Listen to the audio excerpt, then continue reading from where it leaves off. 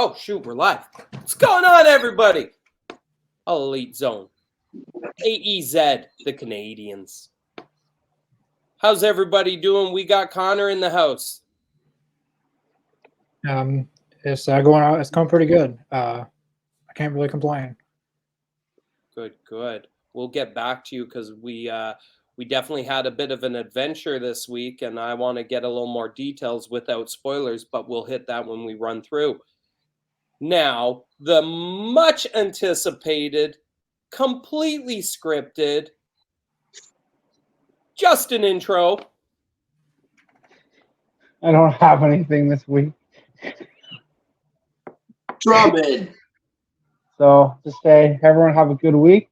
You have one job. Damn it. I thought you would have something for Kelsey and Taylor. Come on. We're not talking about that. We could just say it's the end of an era. And like Tony Khan, we don't know what I'm talking about.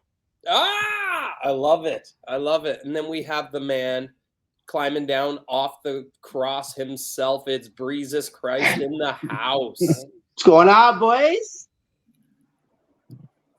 What? We definitely had a week. I mean, we did film after an amazing show with that Grand Slam. I enjoyed a lot of that. But throughout the week, I felt it pretty dry. There were some high spots.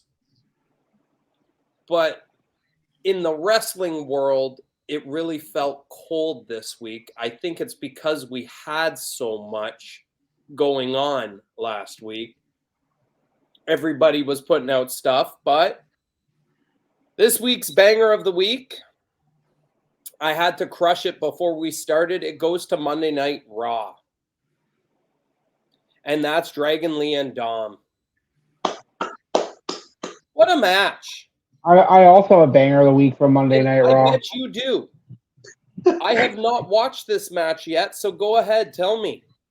It's the best 4-minute and 25 match you're going to see this week, and it's big, beefy men slapping meat, and Otis and Bronson Reed. I don't know why I forgot his name for a second, but yes, they just beat the crap out of each other. The crowd did try to start a slapping meat chant. It didn't really work out, but it was fast paced as it can be for those two guys. That's at 4 minutes and 25 seconds. It was awesome. So now I'm going to jump back onto my banger with Dom and Dragon Lee. I loved seeing Dragon Lee on The Big Show. And I'm not talking Paul White. I really have always loved Dragon Lee. I'm going to pause here because we got one more to welcome. There we go. There he is. Maddie's in the house. What's going on, brother? What's happening? We just started, so we're running through my banger of the week with Dom and Dragon Lee on Raw. Now, I think the amount of experience Dragon Lee has is going to be a huge plus for him. I think the eyes on him may have really given him the platform that could make him the new Ray. But my God, Dom really looked great in this match. I thought it was Dragon Lee's experience and Dominic's willingness to learn step by step. There were some serious heavy hits that were stiff. There's no question about it. Some of Dragon Lee's kicks, they nailed him nicely. And Dom actually gave back. So that's the banger of the week. We will go back to watch the meat match, but that's where I'm sitting because normally Fed, you got to pull me in to watch something from New York. Something else everybody had to watch was Tony Khan's presser. He said nothing. Nothing good is what I wrote. He said Collision has been a success and it's done great things for their reputation. He said something about Warner Brothers being their friends, but really he doesn't get business at this point. He broke down how loyalty exists in his world. And I don't know, wake up. TV world doesn't work that way. The writers are on strike. Everybody hates Hollywood. Stop playing loyal to these dirt bags and get a streaming platform that we can pay our $9.99 and watch everything. With that, Justin, you brought up an end of an era. Yep. What does that mean? I've got rumors on one side saying he could buy New Japan, and that makes me so excited. He didn't say no in the presser, but he also was very caught off. It's obvious. He actually later clarified he did say no. He answered it again and said there's no truth to that. So okay. He said both. But again, as you said, nothing. Put this out and just play that it is still a pipe dream for Dusty. Like I still want it. Well, you guys think was there something about TK buying New Japan? No, what happened was he made a comment that it's the end of an era this week and he will announce later. That's all he said to it. So Reddit went nuts with this idea that he could be purchasing New Japan. No fact behind it, but it was rumored and it just made the internet go a little buzzy for a bit. I think he may be talking about Ring of Honor, to be honest, because there's like 1,000 belts. It's time to unify. So a lot of titles on these shows, got to get room for the women's tag. So a unification of all of these tags, a unification of the heavyweights, start cutting down on the belts. Use Ring of Honor for what you got it for, the library. That's the only reason you purchased it in the first place, TK. The talent just comes and goes, and I mean, everybody's on TV now anyway, right, Maddie? So do you think they're just going to get rid of it altogether, just say farewell to Ring of Honor and just make everyone AEW? Is that what's going to happen? Because it's not going to be, because it's starting to feel like when the McMahons purchased the WCW. You know what I mean? You don't want to go down that road. And remember when they did ECW and it just went terrible and just wasn't the same. So do you think they're going to just shut it down, keep it for what it is, use the library like you said, or are they going to somehow just keep it? Like, what do you guys think on that? There was a theory. You brought the Max, well, the streaming platform, which I forget his name, Andrew. Varian. Yeah. Yeah, he knows a lot of this stuff, and he said that it's not a like spoiler, or like it's not a rumor or anything. Like it's gonna happen. AEW is going to Max, supposedly 12 pay-per-views a year, and they're gonna have a Bleacher Report, something where you can watch live feed stuff. So maybe they're gonna put ROH on Max weekly show. Maybe shut down Honor Club and move it all to Max. A lot of that doesn't work because Warner Brothers just did a big, huge meeting about everything. And they said, if anything, they're going to open up to a sports tier to Max, being that TNT and TBS is hosting hockey. They've got baseball. They're going to start rolling out sports-based content, which would suck for AEW. They don't want anything to do with the Ring of Honor. That's why they're not pushing for the TV, and that's why he had to stick with that. So as much as it would make sense for them to have something, but I mean, we also lost another one with Heels being canceled. Completely writer strike base. I don't know if you guys have started watching that, but my God, broke my heart because I'm all about the spades, man. So the writer's strike doesn't affect the wrestling writers, right? Because they're not part of the same union. No, because wrestling writers don't fall under a union. Right. Which is a scapegoat, but I mean, this is the thing Vince built, right? You don't get to play that game in Vince's world. You're either his or you don't exist, right? Mm-hmm. So, and that's how it's been for the last 40, 50 years. His writers are contracted writers that he can have full control over. Now, it does affect a lot of programming where they open up the doors for more reality-based, non-writing content. And when they do all these budget cuts, they chop all these shows, even though they weren't done. They weren't finished, and I can't remember the other one that I just... Like there's Ms. and Mrs. Is that still going? I don't think that's been going for years, and I'm okay with that. Although I love me some Maurice. Is Total Divas still going? Yeah, I would. My favorite divas, definitely John Cena, Daniel Bryan. There's a lot of drama, especially Lana and Natalia. She threw her stuff in the pool or something. Oh yeah, I remember that. Yeah. No, when Cameron's boyfriend Vinny in season 1 was the best character. Or when Right. Eva, no, what was the redhead? Yeah. Eva Marie. Okay, remember when she's like trying out to be Fandango's dance partner, and she didn't have any history of dance, and it's all on camera, and then she still goes out? It's like, does it? Yeah. She was the worst. She was the worst. She has a look, but just Go on Instagram, you'll find lots with the look. Yeah. So we usually have an indie spotlight, but like I said, a little bit dry in the world. However, Breezy, touch base. What was your adventure? Oh man, the weekend was awesome, boys. So I ended up hitting Hamilton Comic-Con. So they had a Legends of Wrestling signing.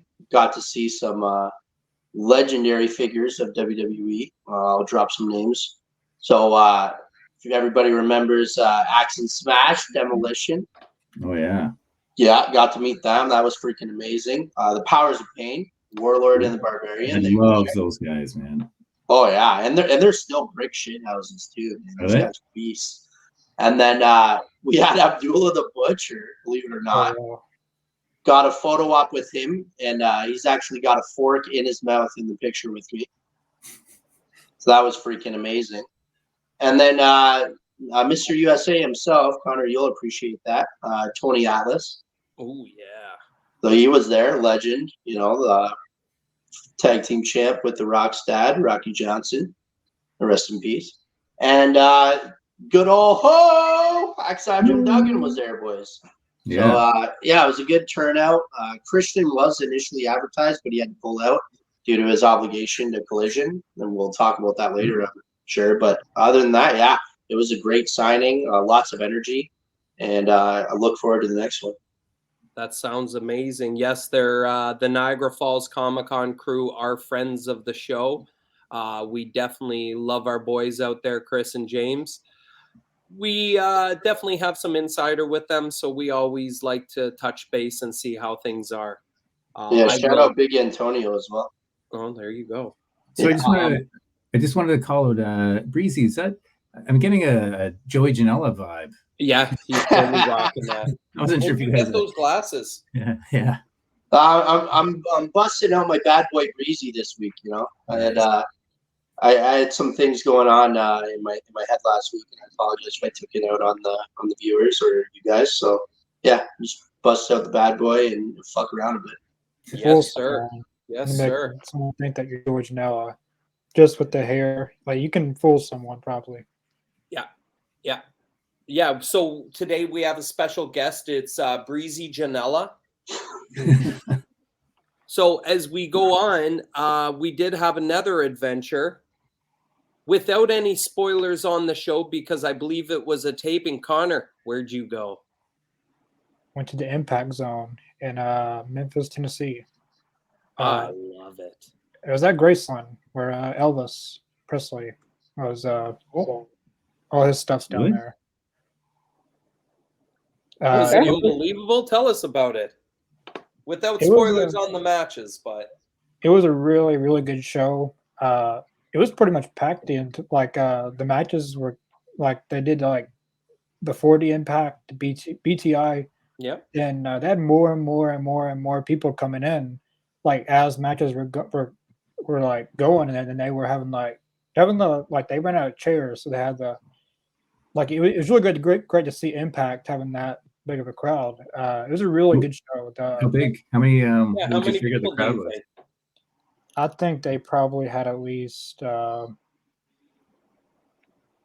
want to say 350 people, maybe. Nice. Good for them. Oh yeah, shout out Anthem. Yes. It was it was a very old school type show, just because of one particular match, which you will probably see in the coming Mhm. weeks. It was a really, really good show. I got to meet Brian Myers. I didn't get a picture with him. I got him to sign my Impact 20 shirt. Yeah, it was a really good show. I went to an Impact show every year up until 2020 because of the pandemic. They didn't have shows. Yeah, it was a really great show. Did you end up meeting the walking weapon? Was he there? Yeah, well, he was advertised, and then like they had a meeting before and after the show. On the poster, it had Deanna Purrazzo, Josh Alexander, and they replaced Josh Alexander with Jake something. Oh. I was bummed out at that point. But did you like Jake? Yeah, I like Jake something. He was one of my favorites. I pushed for them to bring him back because it sucked when he left.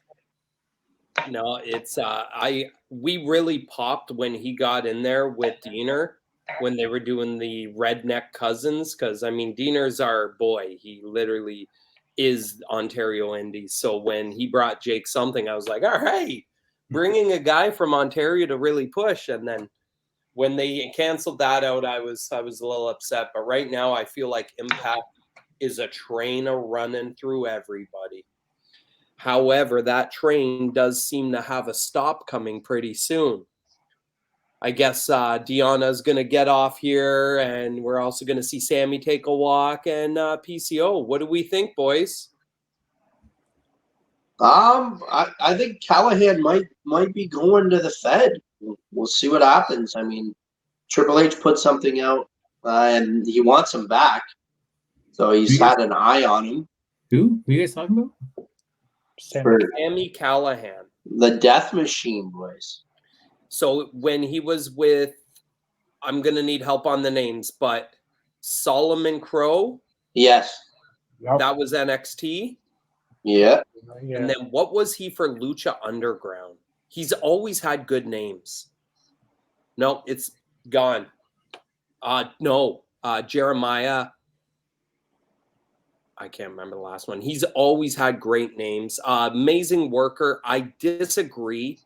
I feel like when Mox first got to AEW, the two of them immediately put the patent out for their tag team name, which is funny because what was that tag team name? Is it the Switchblades? Yes. Might be a little issue there for your boy, but I feel like they came up together. We're still going to get that one more. Whether they fight, I feel like there's an AEW angle there. Obviously, with someone having a headache, we're going to have to wait and see what happens there. Deanna, where do you think she goes, Justin? Well, before we get there, I don't think Sammy Callahan's going anywhere. I think he's going to re-sign with Impact. Deanna, Deanna's a tough one because, like, she has friends pretty much everywhere. Everywhere. And her husband is an Impact. So, that's another one. It's probably a boring answer, but I'm going to say that she probably stays with Impact too. I don't think it would be a mistake for her if she stayed with Impact, because since she's been there, the women's division has been solid. Yeah. And I really feel like you were getting stale with Jordan Grace. Deanna shows up, and then that feud's been bangers on top of each other.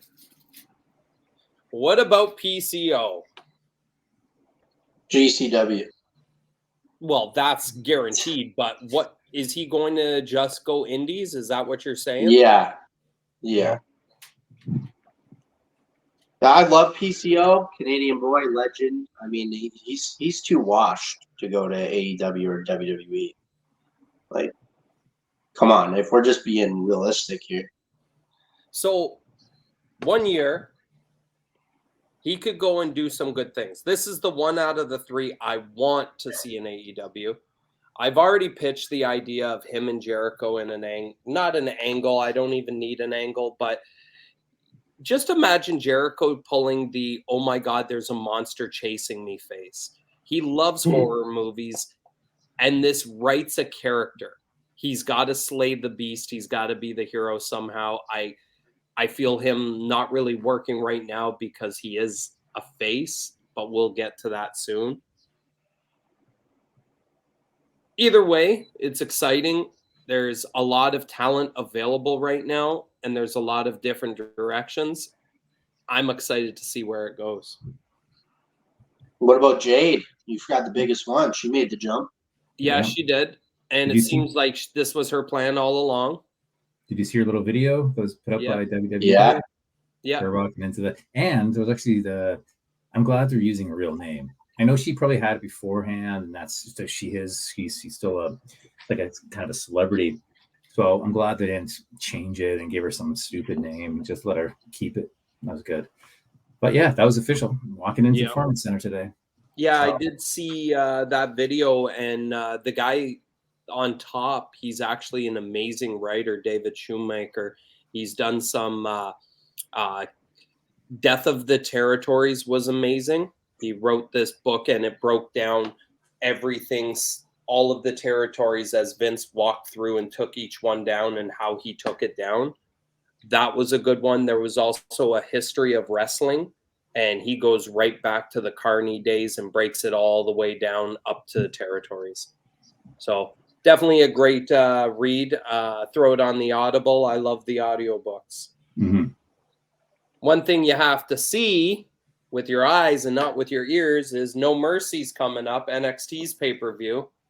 Looking at the card, okay, there are a couple matches, but there's really one match that I need in my life, and that's Dragunov versus Camelo. I think he misses finally, and Dragunov gets the title. He needs to have that title. Yeah? Yeah, Dragunov is due. And I think they're getting ready to call Melo up anyways. Yeah. And I'm actually thinking he would fit quite nicely into the Bobby Lashley Street Profits regime that they got going on. That would work. Yeah, but Dragunov and Carmella, I mean, how are they going to top their last match? I don't know, but I'm so fucking intrigued to watch it happen because their last match was unreal. This should be a show stealer, hands down. I mean, I can't wait to watch it. But yeah, I feel it's Dragunov's time to win that big one. We'll also get the rematch of Bex and Stratton. Speaking of Bex, Drummond, you popped in on something with she's got a book coming out, eh? Yeah, she has a book. I think it's March it comes out. Yeah. If I recall correctly. Yeah, it'll probably be good. Yeah, I enjoy the wrestler book. So yeah, I just need to see who's reading it on Audible for me to listen. Fair. Rue's gonna read it. Yeah. As we move along, we get to Rampage. Now, it was a Grand Slam Rampage, but my God, I did not love this. It felt like a 2-hour Rampage. Yeah, instead of a Grand Slam, I'd say more like an inside the park home run. Yeah. The ball was not in the court. The judge even called it. Hey guys, did you notice? So again, the hard cams. Like you're in a big stadium. I mean, I know they were really I was really watching. They really made an effort not to go over too far. Almost every single time they'd cut away immediately. You never saw the hard cam side. I mean, I gotta assume it must have been pretty full because I keep on thinking it's not. If they're really keeping the cameras away, then that side must have been fairly empty if that's the case. So they usually close that whole section off for that reason. They want it for production. I mean, they could have brought the dome lower and had those seats for sale, but I mean, even Forbidden Door, there were sections that they had to shut down for production. And I mean, WWE does it, but it's not like they do it anymore because stupid marks will buy tickets and sit in front of a crane and watch a whole show, won't we, Breezy? No comment. So, I miss. I mean, I love those. I love the shots. I love the full arena shots. WWE has been full. They're doing some great shots these days. I'm really noticing that they're really hard on the hard cam with AEW. I know it's a little bit harder. They're having some issues filling the arenas for a lot of the shows because there's so many shows. But I'm really starting to notice that hard camera angle. And it's kind of annoying now. the one thing that really bothered me about Grand Slam was the color of the seats. Really confused me because there were so many people wearing black shirts or navy blue shirts. I immediately thought those were empty seats, and I'm looking and I'm like, oh my God, there's a lot of empty seats on camera view. And then I started realizing, no, that's the color of the seats behind them. But Grand Slam did well. I mean, even the Rampage got a bump in viewership. I mean, minuscule, but they were excited about it. 2-hour show, and you had a big title match, so yeah, people were interested. Yeah, I think only people really showed up for Santana's first match. Tell me about it, Connor. Yeah, it was Santana's first match, officially back. All In was his first match back, but really his first match. He went against one of the Bear Bronson, Bear Boulder Bronson, bro. Iron Savages. It looks like that they finally. I like the way basically Santana won the match. That wasn't even that wasn't even a match. Really, just dominated. But I like the after the match, and we see Ortiz by the stage, and they did all this on social media, and everyone thought that they were still. It looks like they finally worked out wherever they needed to work out to put it into a story, which I really love. I believe it was on Collision. They showed Ortiz and Santana, like their video package, and it looked really, really good. Yeah. Basically, Ortiz saying that Santana's not going to be able to run much longer. So I'm really invested in that story. I think at Full Gear, we might get a one-on-one match between them two. Yeah, they've worked themselves into a shoot, brother. Yes. I don't even think it would matter for a pay-per-view with all of the things they have, but what I would like is a main event on a Dynamite or a Collision to actually get him to be a TV star, because obviously he's going to get the W. They're high on him. They want him to be that guy. And I think that really works because they're going to end up going him and Eddie once he has his stories finished. So but I feel there's lots coming out of Santana, and I think we just got the start of the iceberg exposure. The only other thing that really got me going on this was obviously the title match. We got the Hung Bucks versus Connor's boy Cage and the other two that I don't like playing with their names because I get confused. Téa Leoni, she's the actress. Toa Leoni. See, I'm already done. I'm already out. Easy. What did you think? It's a good match, man. Title change I didn't really see coming, but I'm into it. It's your basic TV main event, but I mean the show stealer, and I feel like he's doing this every week now, is Prince Nana, man.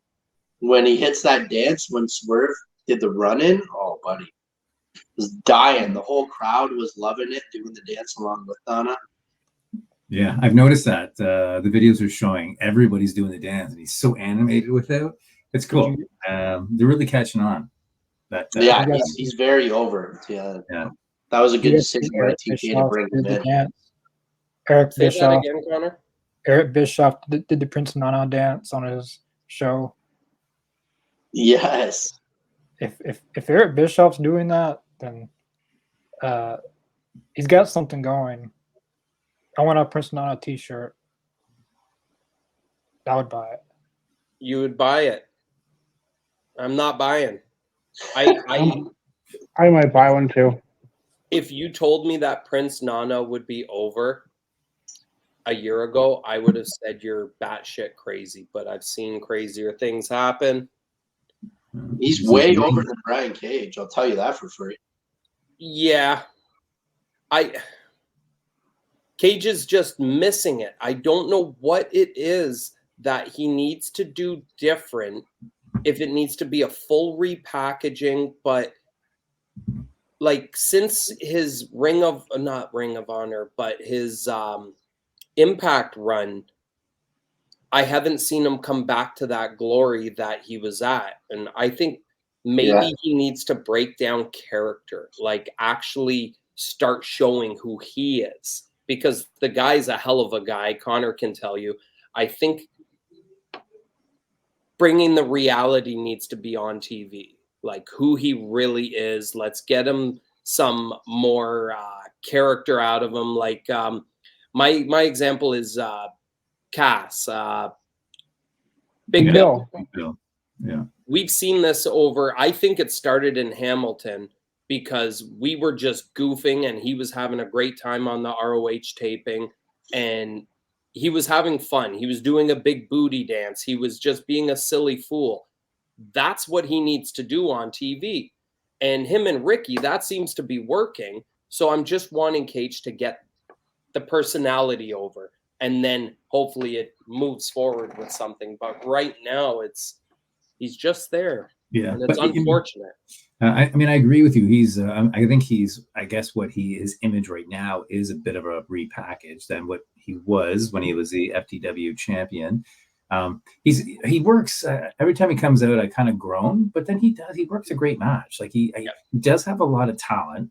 And he can go. You've seen him. They'll put him with some of the best guys, and he can go. Mm-hmm. But there's something. You're right. I'm finding him and Wardlow. I'm just like great workers, potential, have spikes of greatness, but just can't. I'm just not buying them. It's the same thing. So I don't know if it's a repack. I think putting them with, we call the Empire. That group. I think that was a good call. But there's something that needs to be done in his character. But like you said, maybe it's exposing the reality side of things. Mm-hmm. And some of these other shows, maybe he needs kind of a reality like sequence for everyone to get to know who he actually is, and maybe actually find maybe there's a funny character in there, right? There's something that you can, right? And it's just something needs to happen because I'm just not getting it. I'm not connecting with his character. Mm-hmm. And I think that's the right phrase. I'm not connecting. Because I'm not, and I've loved him forever. Swolverine, bud. Like the dude was actually. I'm pretty sure that shirt you're wearing, Breezy, was from a Smash Wrestling show, and I believe he was on that card. He was on a few Smash cards, yeah, man. I feel like when we got those Wolf shirts, that was the card he was on that I got my Swolverine pin from. Speaking of, he had that banger match with Ninja. Yes. Yeah. Do you guys remember when Wardlow he won the TNT Championship and then the very next Wednesday he lost it to Hobbs? I believe it was around Revolution. He said in the post media stream he was in with Tony that there's a lot of stuff that people doesn't know about his personal life that they don't really know about Wardlow. But he commented on that today and said that he'll be back on AEW when the time is right. I don't know what that's supposed to mean, but that's what Wardlow said that.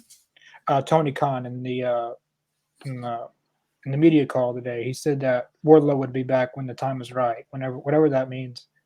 Hopefully, when they bring him back, they not just turn him heel, have him go after Max. Yeah, I want him to be back with Max. I want him to come out and save Max and get them back together as babyface team. I think that's when he was best. That's when everyone loved him, when he was the whipping boy for MJF. Like if you put him back as his face, I think that would rejuvenate him. Maybe Max was like, well, I don't need him, but I think it'd be a good combo. Max works with everybody and makes them better. I do think that is something because he was owed a championship match, but when Punk went out the first time, he basically gave it up because he only wanted Punk. But now that that's dead and gone, Now we can get to something else. And I think Wardlow, he hasn't had any exposure outside of AEW, so a repackaging would be easy for him. Brian Cage is the same Brian Cage from Impact, same Brian Cage from Lucha Underground. He's always Swolverine. Who better? He still sticks with his same goes. So, I mean, I think there would be the best person that he should be working with. I don't even need it be on screen, but Chris Jericho. Brian Cage. Just working promos, learning who he is and pulling this stuff out. Because, I mean, Chris Jericho can get anything over minus a couple things that he's tried. Majority of it works. So I feel like if he connects the way Britt Baker did when she was trying to get her mic work, that would help too. But we'll have to wait on Brian Cage and see what happens next. We get to Collision. And this was a solid damn show. You were talking about panning. I don't know where the disconnect is between Dynamite and Rampage and Collision based on camera. They get some shots like Bryan Danielson's blood on the turnbuckle. They get some shots like over top panning while the two guys are laid out and completely dead. There's so many spots with FTR where they're reaching, trying to save their partner, and the camera just captures those images that actually stay with you. And I'm like, maybe it's time to just push Dynamite back and then bring those good things over, because there's something missing where they miss spots very often on Dynamite. Mm-hmm. I'm not seeing as many spots being missed on Collision. Is it a different company doing the filming? Is it a different man in the truck?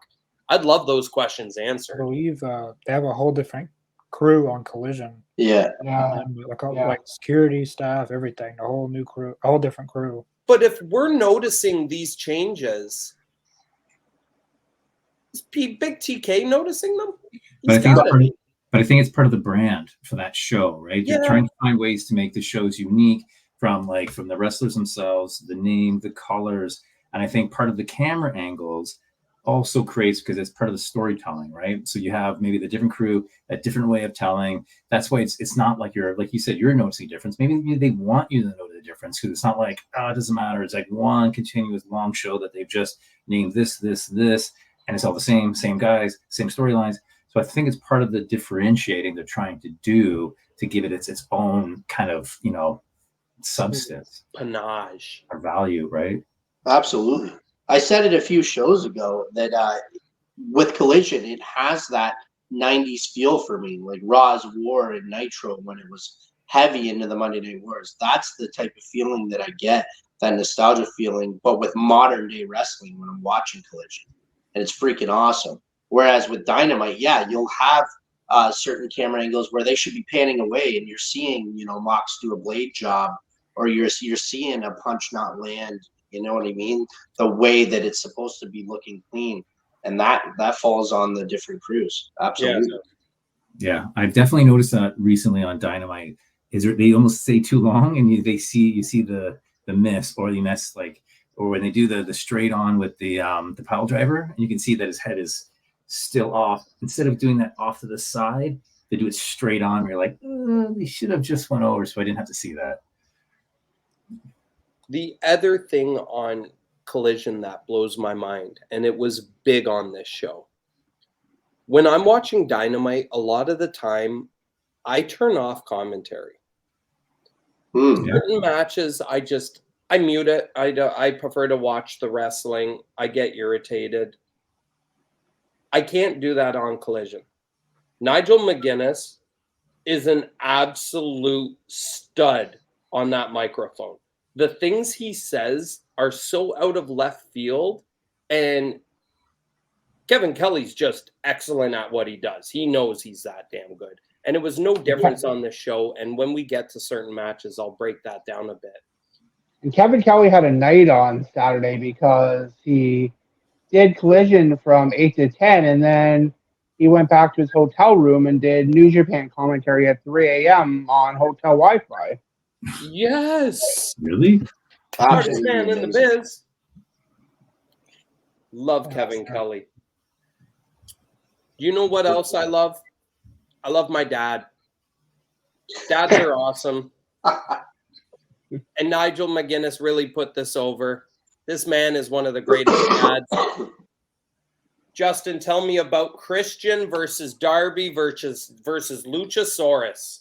I know it was technically a triple threat, but I mean, essentially it was a handicap match, and that may have been the best handicap match I think I've ever seen, like ever. It was great. I actually, as obvious as when Christian won, as obvious as that finish was, I didn't see it coming for some reason. Where it was going to happen, yes. Yeah, I just thought either Darby was going to win or Luchasaurus was going to retain. It never occurred to me that Christian was just going to win. So the finish was awesome, and that's the perfect way to go with it. Christian now being champion and Christian now having to fight all these battles himself. It's brilliant. I just saw a little clip that someone had posted that he's 49 years old and he's the only wrestler from the Attitude Era that's holding a championship. He's the last one of that era. That's awesome. And he's Canadian, boys. That's awesome. Hell yeah. We did talk about how, and it was a very unanimous thought process, that this is the best Christian run of all time. Yep. And when we say that, and I want to break down some of it. In this match, it could have just been a handicap. But there was so much more to the levels of storytelling between when he's going to screw over Luchasaurus to the victory, when he has the belt, and even the point when Luchasaurus had the belt in the hand and Nigel McGuinness says, this is the first time since he's won the title that he's held the title. And you see this big lummox looking at his gold, and he's just there in the moment, and Christian calls him out on it. All right, great storytelling. Then after he loses the match and he's frustrated, but he doesn't know how to react. Meanwhile, Christian's celebrating, turns over to him and hugs him, and you can tell he's broken. And it's probably the best storytelling out of Luchasaurus too. I'm going to go with it. Is he going to turn? No, he's not going to turn. We're saving that. Oh my God, what a good storytelling. And Nigel putting over Christian as the greatest father. The entire commentary, I couldn't stop giggling every time he started going. And Kevin Kelly would correct him on something, and then he'd go, oh, that's nonsense. He is an amazing father. He's a father to everyone. And if you actually ask Luchasaurus, he looks at Christian as if it's his father. And I'm just like, this is all great. Everything about the match was good. Championship's where it should be, on the real TNT champion. I can't wait till Father's Day. Oh my God. He's going to have such a great celebration. We then go into Hook and RVD. They take on 2.0, and we get another walk. What a pop. The hometown hero. The thumbs were out. My gosh. Every time I see him, I'm confused.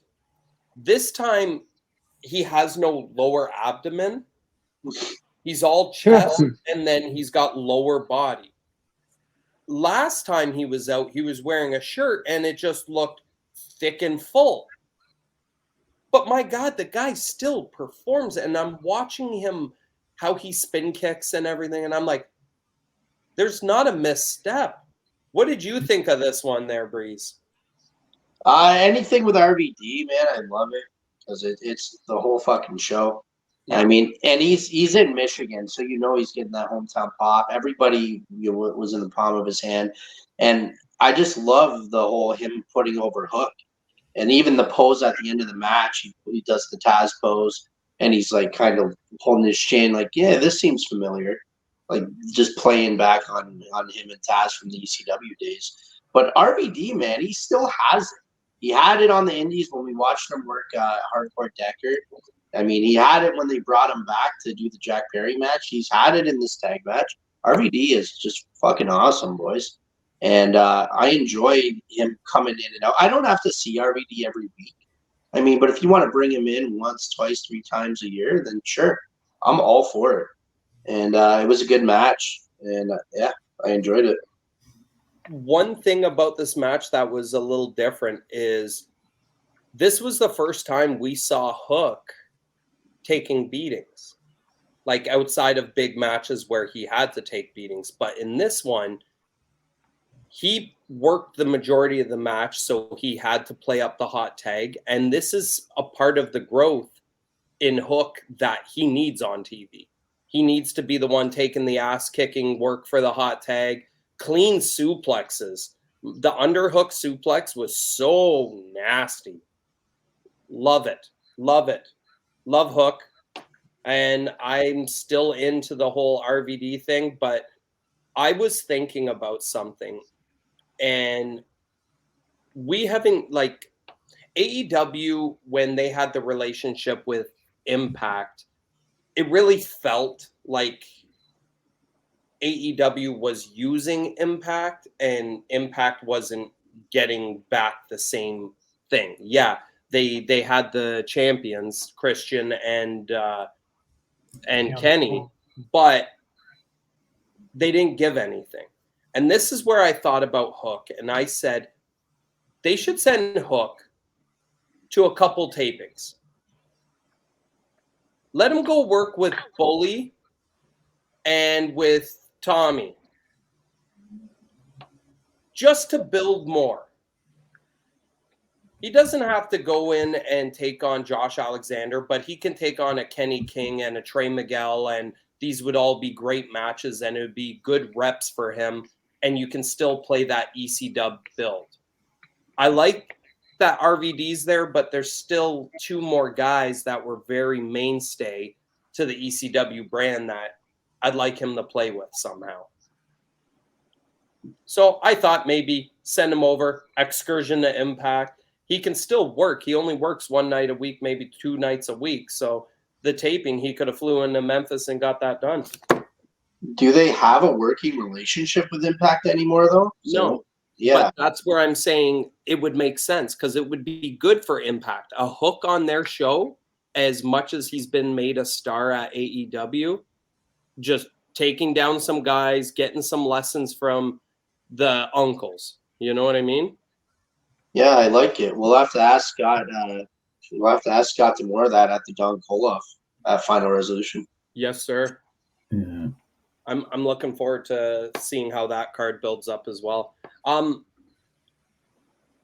Bennett and Taven, you Melvins,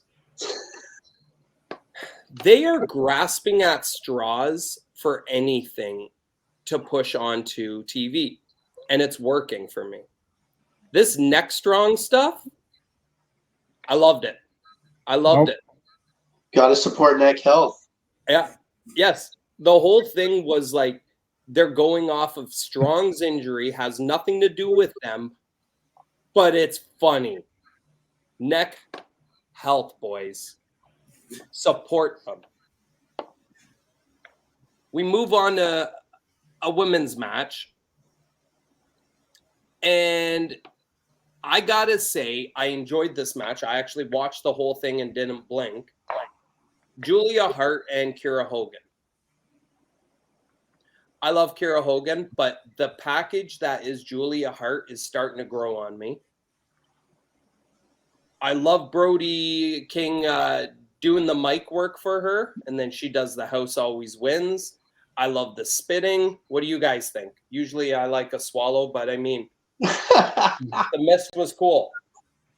I do like the Brody King aspect. I thought, and the whole thing focuses on Malachi Blacklock, giving his name is there, but like, I feel like Brody King is an underutilized part of that presentation.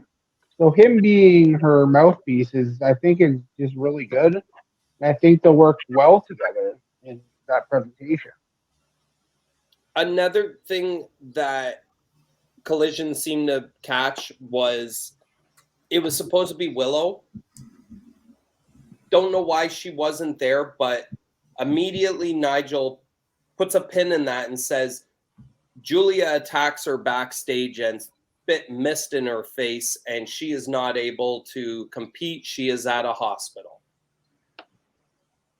That was easy. He literally breaks down why a match changed in 5 seconds, just giving us a little backstory, and it built more for Julia. Yeah, it was very smooth. It's like I didn't even notice it. They covered it very well. They didn't make me be like, oh, well, that sucks. We're not getting the advertised match.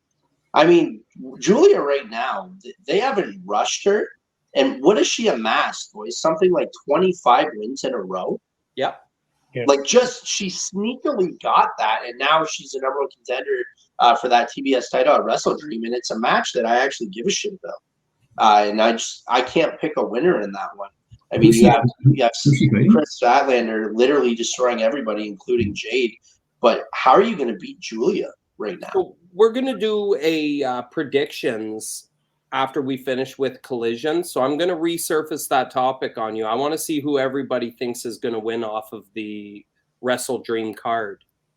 And then just getting back to Big Brody, man, can that gorgeous man wear a suit for a big boy, eh? Yes.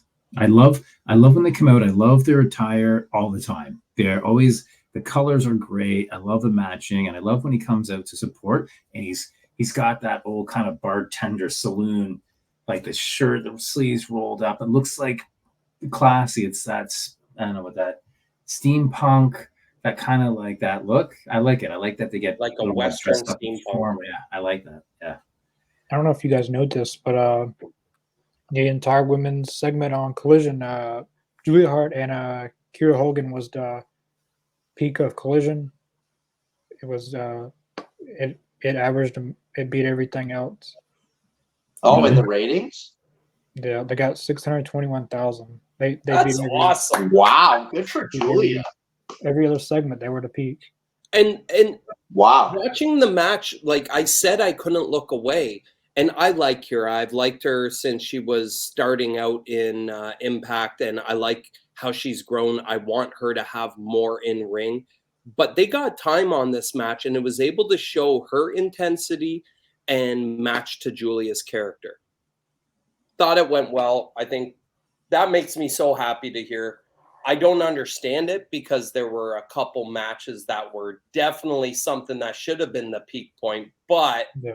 Breezy, tell me about Switchblade, Jay White versus Andrade. Guns up, boys. The Bang Bang Gang, they don't miss. They can't miss. It'll never happen.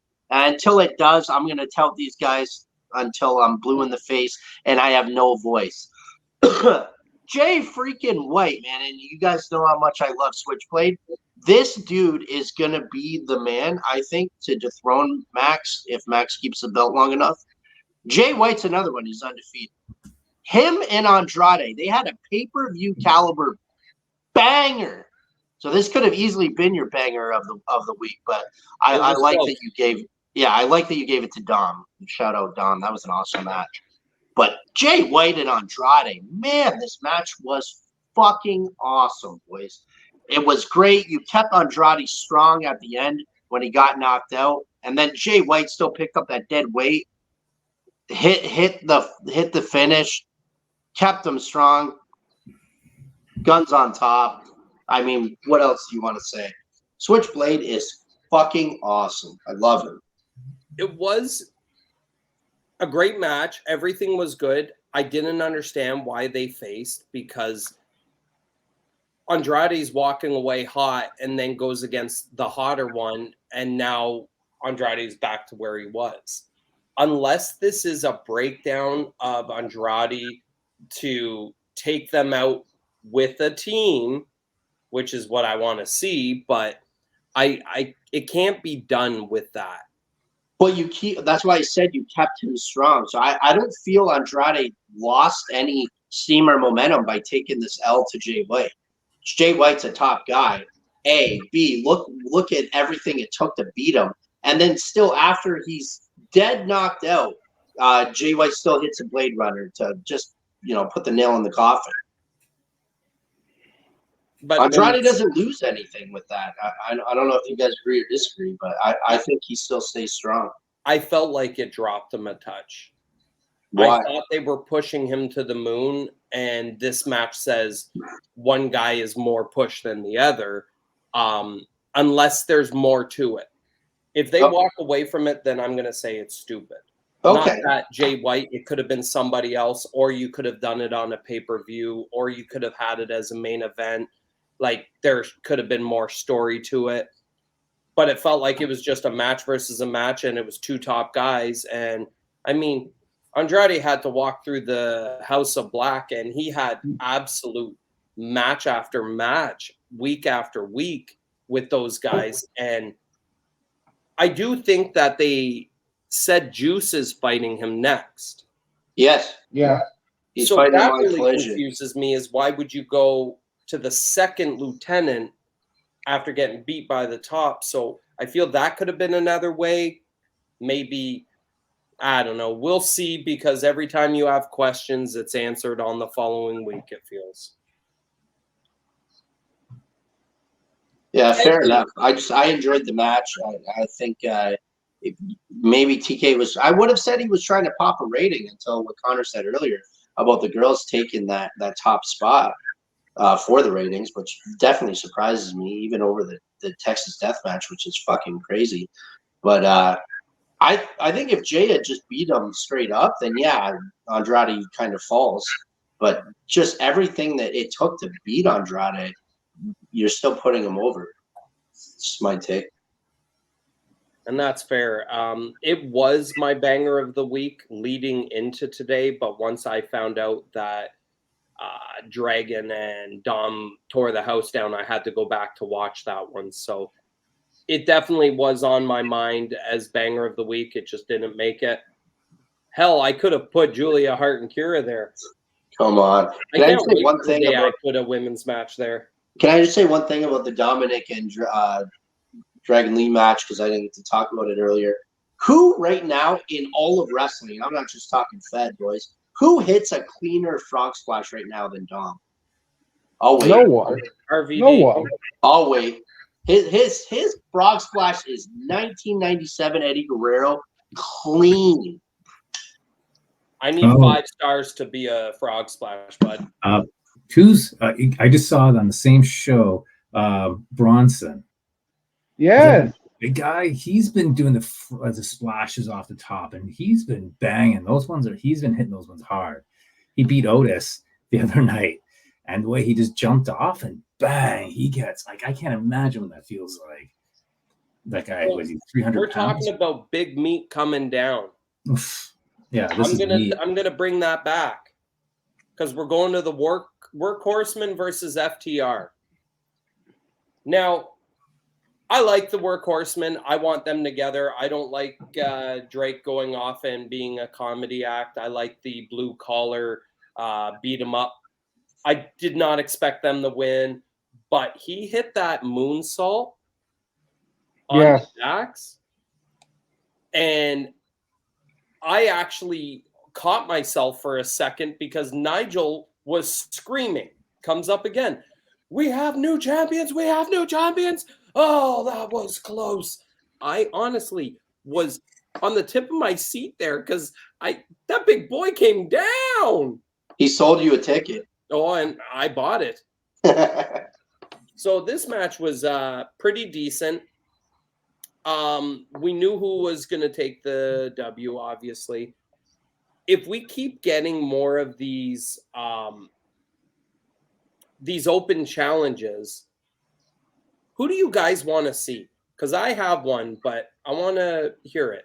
Whether Indie, whether AEW. Go ahead. I want to throw out the Outrunners to start, because we all know all the Outrunners. Okay. Connor, who would you like to see FTR go? First City Machine Guns. Ooh. Okay, yeah.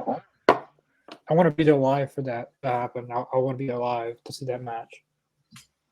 I'd I fly didn't to think wherever it was. I'd fly and see it.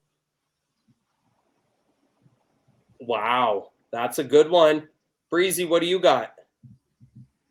Man, I would love to see them take on Jordan Oliver and Dick Wayne.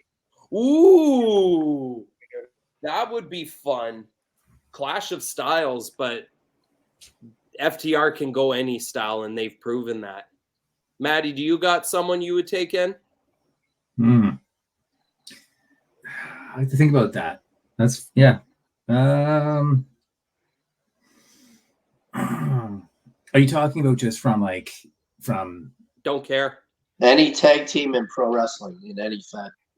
Minus WWE because they will never be allowed to do that. I would have went with the shoosh, the Alpha. Yes. Yes. They could still put on a good match. Those guys could work. That'd be a good match together. Now, Gable's awesome. He could work with anybody. Alpha Academy and FTR had a war, did they not? Way back. No, that was American Alpha, not Alpha Academy. Whatever. It was American Alpha. Yeah, that's what I was trying to say, but that's And funny. matching tights. So the one team, like, obviously I think Connor wins this game because my team, neither of them are really working, and one's out of contract and the other, who knows where he went. But I'm going with God. Ooh. Gorillas of Destiny have never done something in America outside of New Japan and Global Wars to really make a name for their legacy. And as much as I would love to see the Motor City Machine Guns versus, I want the amount of gold Gorillas of Destiny have held to matter. And if it only exists in New Japan, it disappears pretty fast. I feel like if they walked out on FTR, I don't think anyone would realize how big this match is until they see it in ring. So, Maddie, do you know who Gorillas of Destiny are? No. They're Haku's sons. He's a huge guy, isn't he? One of them is huge, isn't he? Or is it both his sons? Yeah. Because I've seen. There's three of them. There's the really tall one. Yeah. Hukaleo, whatever. And then there's Tonga Loa and Tama Tonga. Vicious. Like, I don't think the Bucks get to the heavyweight division as easy as they did without the Gorillas of Destiny. Some of those battles on Wrestle Kingdoms were unbelievable. I think it goes throughout. They were just so good. In the end, FTR takes the W. Honorary mention, Dusty. Yeah. Just thinking about it, because we're closer to ever than having him actually join AEW. FTR versus Edge and Christian. That's unfair. That's an absolute. That's a dream. That's my pants are wet. I need to change. Have they ever had FTR ever fought the Golden Lovers? Yeah. No, I don't think so. But I'd be down for it. Yeah, that'd be a good one. Hell yeah. Okay. I'd be down for that. We get CJ on the screen and Miro in a segment. I was confused when they last were together in a ring, and I'm even more confused now that segment was explained. Justin, what's going on? I don't know. I think the funny thing is, it's like she's gotten worse. She's gotten worse as a promo. So like, I don't know if that was scripted. So I'm just gonna say, if it was scripted, she should probably go back to maybe try it on her own. If it's not scripted, she should probably get a scripted promo. I don't understand it at all. She's, from what I gather, that she wants to be a manager, and that she doesn't want Miro to beat up whoever her manager client is, which in the end, Miro's just going to beat up whoever this client is. So it's just, I don't know. As someone like me who you would think would be okay with Lana being in AEW, I kind of just don't want Lana in AEW. No. Then you should be happy because Lana isn't in AEW. CJ is. Wrong. She's always gonna be Lana to me, man. Still, But she also hinted or at without not the just accent. one client. She said clients, plural. So that's kind of interesting. So are you gonna have Miro kind of run through them like gauntlet match style? You know how much TK loves doing gauntlets and having people run through factions. Yeah. Just bring Here's the whole- problem. We're still trying to figure out who Don Callis's family is. Spirit Squad. Nana's almost over than all members of his group, minus Swerve. I don't feel like I guarantee that this is a part of Miro's contract. This is something that they had to bend over to take in order for Miro to keep going. I don't get it. I don't understand even if I have to go through you, I was like, I'm not about it. Now, that's just a hot take. And another one is the next match. The American Dragon goes Ricky again. What was different about this match as their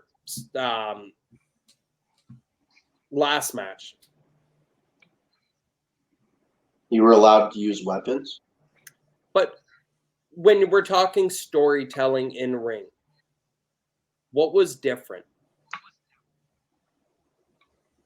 I feel like Ricky took more punishment, and it was trying to like show that he can be on that main event upper level. Look at what it takes for the American Dragon to do just to beat a Ricky Starks now. Whereas a year from now, he would have just fucking ran right through him.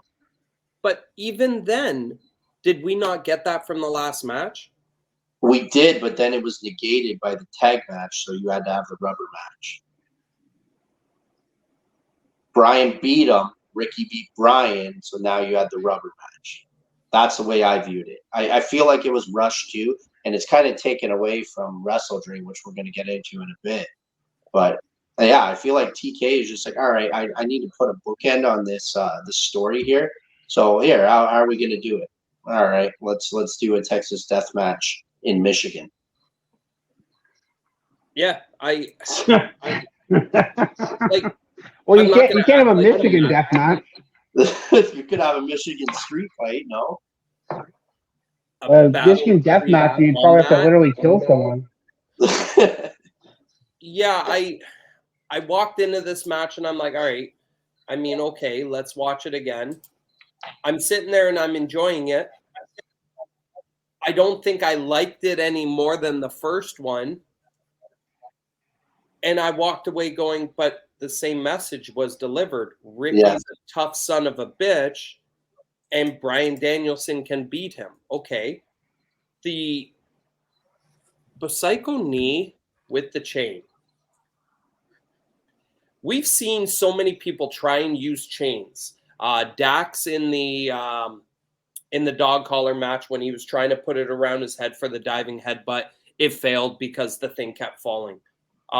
This has happened so many times where they try and use a chain, but the weight doesn't hold, so it looks great until the Psycho knee with the chain looked sexy. My God, did it look good. Knocking him out clean, having the count, okay. My favorite part of this match came from TikTok from a fan's camera. Yes. Yes. Can I guess what you're going to say? Yeah, go ahead. Does it have to do with a steel chair and a ring post? Absolutely. So the fan is right at the ringside and they're filming it. And obviously Cam's on the side.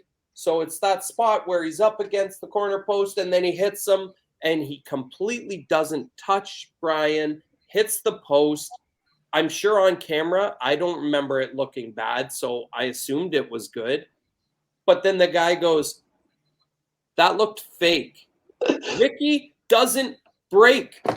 He immediately turns around and says, like your wife's orgasms.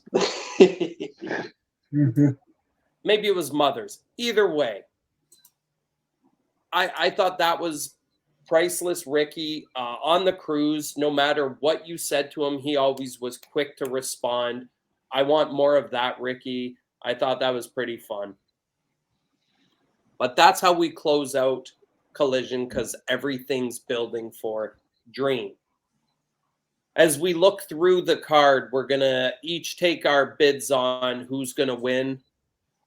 And we'll look right now at AEW World Tag Team Title #1 contender 4-way match. That's a mouthful. Yeah, Jesus. I'm on cagematch.net for the card, so I can't guarantee everything to be legit. It might be a Wikipedia add-on. So if I miss anything, remind me. But starts with the World Tag Team Title #1 contenders 4-way match. Said it again. Hook and Orange Cassidy. Okay, I'm into it. Bucks. Don't know why you're here. You just won titles. Lucha Bros. And put your guns up for the Guns. So now if we think about this, this is the AEW World #1 contender. So that is FTR. Is this elimination or one fall? I didn't even know this match was announced. I'm just seeing it now. Same here. This is brand new information to me. I have no idea. I didn't know about this match. I'm curious because if it's elimination as opposed to one fall to a finish, that would make my answers different. Yeah, sure. We're going to go with contendership 4-way match. So let's just assume that it's not elimination. One fall, then I'm taking Guns, baby. Guns up, boys. Come on. It's got to be the Guns. You can have them do barely any work. Have all the actual workers of the match do the majority of the wrestling, and just have the Guns, do the sleazy, snaky, sneak in and take the win. I love it. Let's do it. That would be all a right. good We pop. got Guns on the board. There'll be a good pop if they win, for sure. People like them. They're the underdogs, but they're good. I'll go with them as well. The Guns. Hey, my boy Matty, put them up, brother. I don't feel they're underdogs anymore. I thought you were talking about. Sorry, I thought you were talking about the Guns, the brothers. Yeah. Yeah, I think. Yeah, Austin and Colton. That's what we're talking. Okay, that's what I thought you. I don't feel underdog with them as they have been champs, and if they come out to many men. But out of these teams, I wouldn't say they're the clear winner though. Out of this 4-way, you know what I mean? No. I'm going Orange Buck in case you're had any doubt. No. Connor, where are you? Who I want to win, who I think's to win. Who I think's going to win is probably the Young Bucks because we got Full Gear in Los Angeles. But who I want to win is the Guns. Yes, Guns up. And I am going with Hook Orange. Yeah. I would love to see the Guns there, but I want to see more of Orange and Hook. I don't feel like the Bucks are going to be on that because I think they're going to have to do this trio stuff. Yes. So another thing from TK's press, he did say that Cole and MJF will be defending, but I don't know where that fits in. I expect after Wrestle Dream, if they do cancel ROH and they're going to put the titles together, you kind of have to have it FTR versus Cole and MJF. I mean, that's a fun friggin' match again. Yeah, their match on Collision was really, really good. It was fun. So they get a rematch, and then you put the titles on FTR because they need to have the titles, unless the whole idea of this match is to build to take the titles away from everybody. But I don't think you touch FTR. They make the tag titles. They make the tag titles. TBS title match. We've talked a lot about her, Julia Hart and Stat. I'm pretty sure where this is going to go, but let's go, Justin. I'm going to go with Chris Statlander. Maddie? Chris, yeah. Breezy? I'm going Julia, baby. I'm going Julia and new. Connor? Chris Statlander. Well, I'm with Julia on this one too. I feel like she could really hold the gold with a new character that she's really come to be. I feel Stat hasn't really done anything with this title reign, and I don't think it's her fault. Uri and me were talking about how with an overloaded roster, you don't get the guys to get the TV time to really get over, and Stat came back, won the belt, and she's champ and just ran with that. There was no time to fall in love with her again, you know? So I don't think it's her fault, but I feel like Hart would be a smart choice. Put it on a heel and let's see where we can go with it. Then we go to my favorite match of the night. Jericho and the Golden Lovers. Never thought that would happen. Versus Takeshita, Samuel, and the greatest wrestler in sports entertainment today, Will Ospreay. Where are you, Breezy? Don Callis family. How do you beat them now when you have Takeshita has already beaten Kenny twice? You're putting over Sammy, obviously, moving into this whole becoming a heel for the fifth time now in his run in AEW. And then you got Will Ospreay, arguably one of the best, if not the best wrestler in the freaking world, getting ready to go on his whole run into Bound for Glory and Wrestle Kingdom and everything else. You're not going to beat these guys. And you can beat Golden Lovers featuring Jericho, and they don't lose anything from it. No. Yeah, but I was going to say, if you look at Kenny's loss, like the last 3 pay-per-views. Yeah. So I don't. Has it taken anything away from him? No, but it's eventually, if you do 4 in a row. Yeah, but it's to the guys he's fighting. Yeah. And the whole idea is his feud with Ospreay is to get Ospreay to take his mantle and be that guy that Kenny was for so long. Takeshita, they're trying to build. Jericho's been Sammy's guy in the back cheerleading all the way. So the whole idea is to put these guys over, and you could beat Kenny or Jericho easily to be, if either of them, like if Jericho took the pin, it wouldn't hurt anybody in the ring. So unfortunate as it is, you got 2 of my favorites going toe-to-toe again. I'm going with the Don Callis family. Where are you, Justin? I'm going with this, and I'm just going with this because I thought of a name. I'm going with the Golden Jets. Oh, I like that. I like that. Shout out. Big Golden Jets. That's so good. Connor, where are you on this one? This one's really tough. I'm gonna go. I'll go Jericho, Omega, and Coda. yeah. Me too. But I look at it and I'm like, I guess Ospreay could take the pin.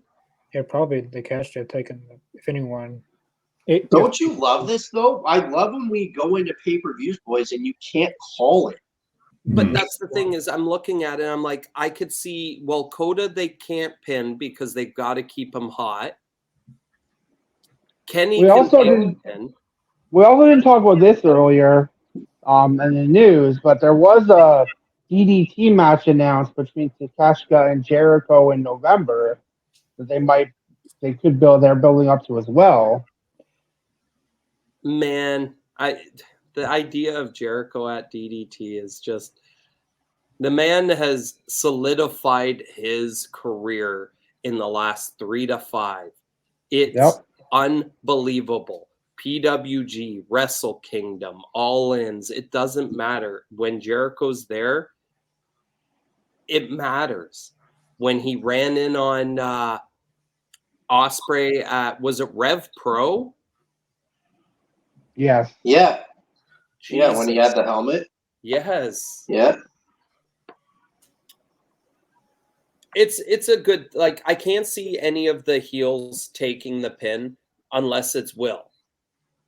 Only because he doesn't work there. But Takeshita, they're pushing to the moon, so there's no reason to bury him down. And I mean, yeah, I say bury, but anyone taking a pin doesn't mean a burial. But we've seen it so often when Sammy could get backburnered again, you know? And I don't want that. I think this is a good idea. I'm all right with them as a team, so we'll see where it goes. We go to the Ring of Honor tag team titles. Better Than You, Bebe versus someone I'm actually enjoying. Like, we were talking about the black suits, but we didn't talk about the white suits. Their promo on Collision, very Bray Wyatt obvious. And we know now they leaked that they were involved in the Uncle Howdy stuff. So Dutch and Vincent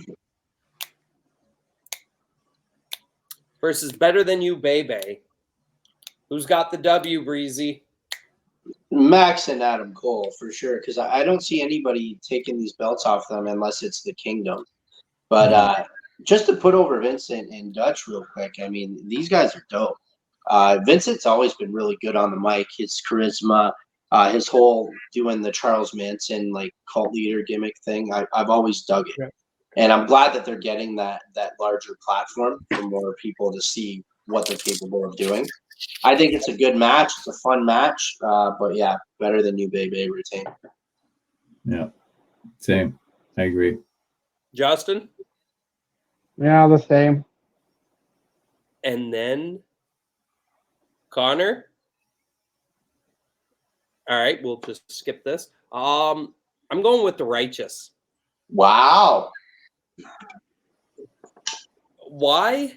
Because I don't know the state of health on Better Than You, Bebe. Them having the tag titles is adorable and everything, but you can have their storyline move on by sneaking the titles off of them. And if you're going to put the Ring of Honor and the AEW titles together, if this is a thing, someone's got to lose. And we've already got the FTR versus Better Than You, Bebe, but we haven't gotten the Righteous. So I feel like that would make sense. How hurt is Adam Cole? They're pretty secretive. There's nothing really revealed. He was on crutches, his foot sore, throw a shot of cortisone in there, and he can wrestle. That's what I'm assuming. TK's keeping that one pretty close to the vest. Yeah, he is. And same thing with the MJF talk about being injured. You didn't really hear anything about it. And I mean, how much have we heard about Mox other than that he has a concussion? We don't know the severity. And I mean, this is a good thing that dirt sheets can't get to, because I think healing's healing. Leave the guys alone. But where the hell is Kyle O'Reilly? Imagine with the MJF and Adam Cole both being injured. So imagine you still want to, because they're strong, and you want to keep them on TV. Imagine them in segments and they're in the same hospital room as Roddy.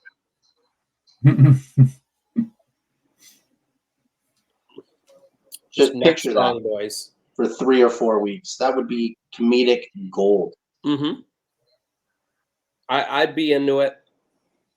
you have Adam Cole sitting in the middle gurney, and you got jealous boyfriend, ex-boyfriend on one side, and MJF just throwing digs. I like it. Speaking of tags, AEW World Tag Team FTR versus Aussie Open. Hell yes. This is a match. Where are you, Breezy? So this one could be a potential match of the night. I mean, I've got it penciled in as possibly stealing the show.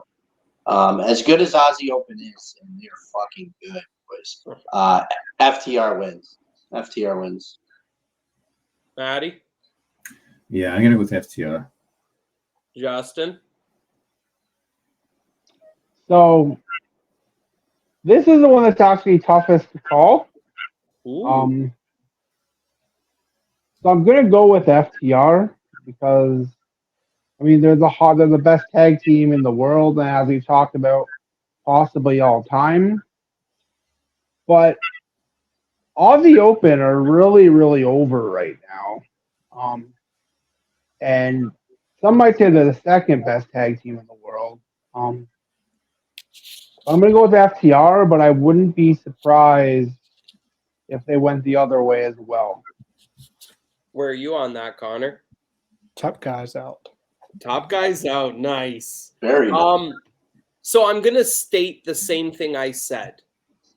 If Better Than You, Bebe wins, I feel like it will be Aussie Open that wins this. If The Righteous wins, then it's FTR. Why? So I really believe that if we are seeing the end of an era and they are going to put titles together, which makes sense, it's time. Let's clean it up. It would actually clean up the show a lot, removing the shiny Ring of Honor facade that's still there, that's not there, that's there, that's their dark, but it's not. It's their own show, but it isn't, because you're still doing developmental matches and giving people wins just to get reps. I mean, I think it could go to the wayside. So I can see Aussie getting the W only because they've taken a bunch of L's, and it would make sense. You're not going to... I'm going Aussie on this one. Then we have, at the end of the Father of the Year celebration, we get told that Darby gets another match. I don't know why. But Christian Cage versus Darby in a best 2 out of 3 falls. But why? I can tell you why, and I don't like it either. They're turning lucha. Well, not only that, who took the pinfall in the glorified handicap match? Yeah. Okay, so Darby didn't get beat. So I mean that's an easy way, lazy booking, but easy way to pencil him in for the title shot. He didn't get pinned. So, but Christian's winning, boys. You ain't taking the belt off Christian right now when he's one of the hottest things going in all of pro wrestling, not just AEW. I agree. Are we unanimous? It's the dad show. I don't keep it on Christian forever. Yeah, I think Christian actually brings something different that no one else has to that title. So I think they should keep. I love the Dr. Evil type of, line. You need the evilness holding this title. I think it's great. Build it up until when finally he gets beat, it's going to be a big one, right? So I think he's got to keep it. It's going to be all sneaky wins, just like that you love to hate him. And I think he'll hold the belt for a while. Okay, you're on the same page, right, Connor? Yeah, I'm going. I hope when his TNT title run's done, he's the longest reigning TNT champion. I think he's going to bring back, if they let him, he'll bring back the prestige to it. Yes, and he honestly, since Lucha won, Christian Cage has made that belt better. Yeah. So now that he's holding it, it just continues that lineage. We go over to what I think could be the show stealer in Adam Page and Swerve. I'm just saying, They're so bloody talented, and putting them in the ring together, I don't care how it ends. I don't care who wins. I just hope the match delivers. But we're picking winners. And I'm taking Swerve because he never gets his W's. All right, Breezy. Yeah, you said what I was thinking, and I love Hangman. Hangman's one of the most over in the company, has been for years, one of the top baby faces. Hangman should win, but I don't think he does because Swerve always comes so close, and then they pull it away.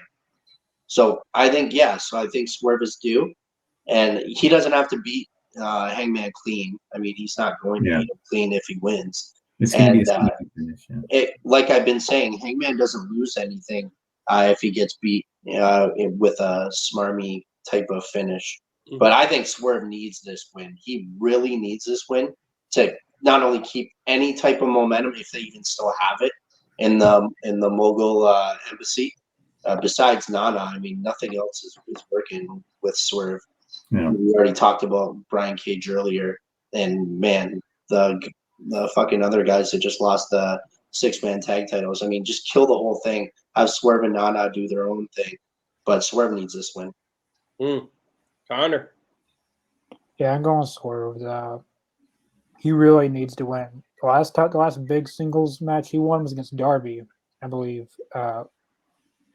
Wasn't for a title or anything, I don't think. But you know that Hangman's already beaten Brian Cage. Then they just won the Ring of Honor Trios titles. So he's basically taken all of his men except him. So I'm going Swerve. They really, really needs to win. Where are you, Justin? See, I'm going with Hangman Adam Page because, like, ignoring that he won the titles last week, Hangman Page doesn't really get that many big wins either. They kind of just, out of all the elite members, he's kind of the one that gets forgotten about the most lately. Which may froze. I'll step in while the Justin unfreezes. I'll go with Swerve for the sneaky win. I think if something's going to happen with Adam Page. He was amazing, great character. I just feel like he's slipping into the mid. I think he needs to drink beer again. Yeah. He was so over when he was a drunk. So I've been saving these two matches because I don't know which one to go, but they're both to play to this. The whole point of this show was to give Antonio Inoki his respects and his love. So we'll start with the Bryan Danielson and Zack Sabre Jr. Breezy? It's going to be a technical fucking clinic. I can't wait to watch it. Zack Sabre has been needing this type of spotlight, this type of platform for quite some time, and he's earned it. He deserves it. That being said, Bryan Danielson wins this match in a strong, very strong showing from Zack Sabre Jr. All right, Maddie. The Dragon. Okay. Justin? So I'm gonna shock some people right now. Because I mean I'm not that big a fan of Zack Sabre Jr. and Bryan Danielson's probably one of my favorites of all time. But I'm gonna go with Zack Sabre Jr. And then they do the rematch on January 4th at the Tokyo Dome. Wow. Now, Connor? We got Bryan Danielson. Okay. Now, when does Zack Sabre Jr. and Will touch? In October. I don't know the exact date, but it's Royal Quest. I think it's October 14th. I think it's October. I think it's October. You are right. Okay, October 14th. So I guess that does clear the room to have that match. I watched a little spot with the two of them, Zack Sabre Jr. and Will Ospreay, to lead to that match, and it had me rolling. And they do the handshake, and of course they face so many bloody times. It's amazing to see both of them do their journey all the way up. But they do the shake of the hand, and then Zack Sabre Jr. turns around to walk away, and as he walks away, Ospreay reaches out and grabs his title and does the buckles, and then he turns around looking at the crowd as if he didn't just do that. So good. It's going to be a fun match at Royal Quest or whatever it's called, but everything leads to something else. So it's like, I don't know if Zack Sabre stated to beat Ospreay, then I understand him winning against Bryan Danielson. But if Zack Sabre Jr. losing to Ospreay is just to build Ospreay for Wrestle Kingdom, it really throws everything up in the air. I don't know where the translation between the two promotions will continue a push, but Bryan Danielson's on the final year. I don't think he loses this, and I think he becomes one of the strongest guys on the company to be able to put over their guys later before he leaves. So I feel this is his match to win. Zack Sabre Jr. Zack's overrated. Oh, Zack's overrated. So he fought Tyson Dukes in Toronto at Smash vs. Progress, and we buried the shit out of him. We booed him. We taunted him, and he was supposed to be completely face, but we put Dukes to the moon just to tease. It was fun. So I'm still. We also put Brent Banks over when he faced him too on the second night. That's right. That's right. But Banks is money, so what did you expect? So I saved this match as the last match because it's really what this show's about. Eddie Kingston, double champ. Shibata. What's his title called? Pure title. Pure title. The pure title. Now, immediately I had to double check. I had to ask Urai. Maybe I asked you today, Breezy. I can't remember. But I was confused at what titles are actually on the line, and I guess it's just Eddie's. The pure has to be by pure rules, so it wouldn't have worked. Correct. But this is a match that they're going to beat the living shit out of each other. I think Shibata's going to hit him with everything he has, and Eddie's going to beg for it. I'm going to tell you, this man is over, and there's no way you can stop pushing him, so it goes to Eddie Kingston. Mm-hmm. Where are you, Connor? I got Eddie Kingston. He just came off that really, really big win at Grand Slam. Continued the momentum at Wrestle Dream. Breezy? Yeah, I'm going to go with Eddie on this one, but I'm looking at this one as the strong style match of Wrestle Dream. This is going to be the most maybe hard-hitting, whereas Danielson and Zack is going to be the most technical. Oh, absolutely. But yeah, I agree. I agree with Connor that the momentum that Eddie's on right now, especially coming off of that big win over Claudio, unless Claudio does some fuckery and does a run-in and costs him, but I don't see anybody beating Eddie. Not yet. Not right now. Justin? So I'm going to go with Eddie Kingston, but I kind of have a question.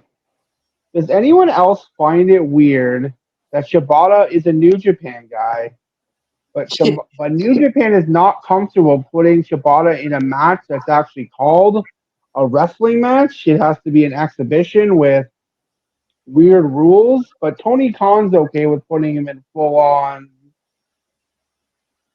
hard, strong style matches. That still just baffles me. Yes, you're saying what we've all been thinking. I agree. I mean, it all depends on what Shibata wants. I mean, he's a wrestler. He's had some exhibitions. I mean, as long as he don't headbutt Eddie Kingston, I hope he stays in the ring. And if his plan is to die in the ring, then this would be the show to do it. Wow. So when those of you who listened to the TK presser today or media call or whatever, did he say which match is going on last? Don't think so. So are we under the impression that it's going to be Dragon and Zach? That's First how it's listed here, but I mean, It's the first match they announced in the card, so It's It's the one that's the one that's labeled Dream Match on the graphic. It's the one that's labeled Dream Match. So I mean, okay. you're not calling any of the other matches Dream Matches. So no. Actually, they did Chris Statlander and Julia Hart. yeah. Is it Dream Match? It's a match that I've dreamt about, but it doesn't in the way that it's done. Damn it. Where are you on this, Maddie? You with Eddie as well? Yeah, there's too much momentum, too much of a story they're trying to create with him, and he's finally winning these big titles, and he's dedicated to the Ring of Honor, former champion. Like I don't know, there's too much emotion to kill it now. So Yeah. I think he's gonna have a big match. It's gonna be super physical. He's gonna come up. He's gonna be destroyed. He's gonna be holding his back, and he's gonna win. He's gonna go through another huge fight. So, but yeah, it's just building up his character of getting through, and he's always in pain and he's breaking down, but manages to survive. So yeah, it's going to be Eddie Kingston. I wouldn't be surprised if that could be the first match. They always go big. It's either your first or your last. That's a big one. If it's not going to be Danielson first and Danielson last, I think Eddie Kingston going on first. And I left those matches for that reason. I think both of them could be the main event of the night. They both represent Eddie and Shibata definitely represents more Antonio Inokiisms with the realism factor. Technical, yeah. I mean, everybody wants Final Countdown to play to end a show. It makes sense. But who knows? We'll find out more as we still have a bunch of shows to watch before we even get there. So I'm excited for this Eddie's weekend. belts on the line, or is it just? Yes, no, he put both of them on the line. That's awesome. Eddie's a badass. He is a badass. He's an absolute badass. So I think it would be, all in all, a good card. It does feel like TK gave us another one. I'm excited for almost every match on the card. I don't think there was one that I was really, like, if Julia Hart and Statlander go 7 to 12 minutes, then yeah, I'll be doing that. But everything else sounds good. So all in all, big week of wrestling, not too much craziness, but I think we had enough on the last pod how much we got with Grand Slam edition as well. So does anybody have any plans for the weekend other than watching the pay-per-view? Breezy? Probably gonna lay low because we got some early football this weekend. Normally I can go pretty hard on Saturday and still wake up in time to watch football, but you got some early football. There's not really any indies going on, so yeah, we'll get some drinks in. Justin, how do you? What's going on your weekend? Well, I mean, I'll probably just watch shows. I mean, right now I'm watching Rhino versus Congo Kong from Crossfire, but you know, Yes. I'll probably just lay low. Watch the shows with Uri probably and have an Uri time. Before I walk away from you, did you go out to the ESW show with them? Nope. Okay. But I did get a Scotty 2 Hottie autograph. Yeah, it's a autograph. Turn it up. I'll hit the dance. Little Brian Christopher RIP. Let's go. When I was a kid, I wanted his goggles so bad. I thought they were the coolest thing, and it meant that if you had them, you were cool. But I also Scotty, those guys can't hold a candle to Alex Wright with Dancing in the Ring. There you go. There you go. Maddie, how's your weekend looking?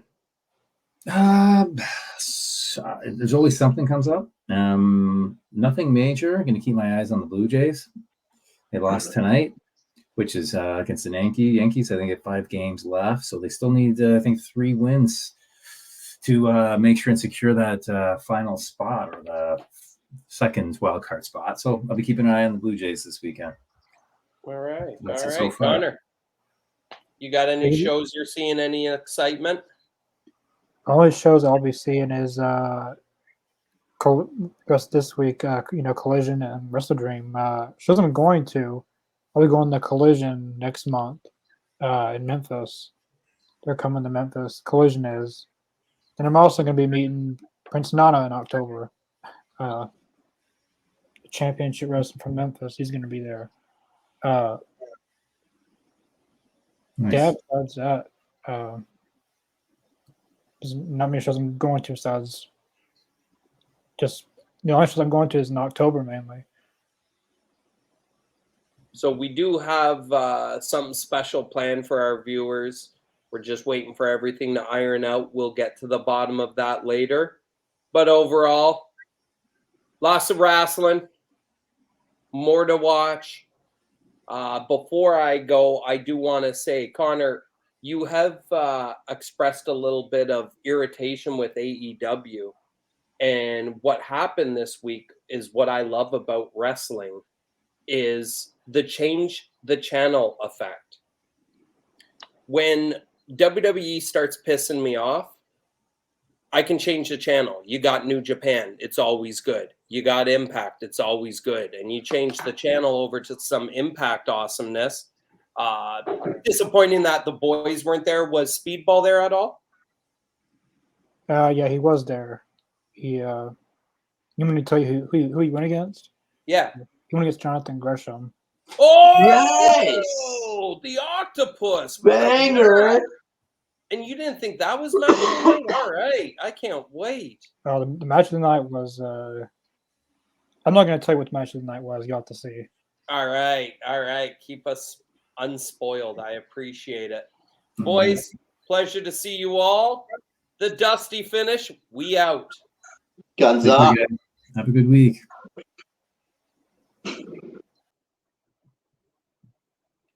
I told you we had a treat for you. AEZ is back with an indie wrestling spotlight. We've brought a very special friend to the show, someone we know and we want you to know as he gets bigger. Boys, how we feeling? Feeling good, man. Ready to go. It's about time. We've been putting him over for a while. It's about time everybody else sees why. Exactly. As we bring to the stage Niagara, Canada's pop star. It's the man. It's Jessie Bieber. Oh my goodness, what an introduction. Oh, you guys Welcome to the show. good. Welcome to the show. It's good to see you. We'll start off with let's have a conversation. You are currently the CWF World Heavyweight Champion. Been defending that belt nonstop. It feels like every week, one way or another. It's a very heavy title to carry as it comes from a family line. As we know, Chris Thorne is Papa Bear.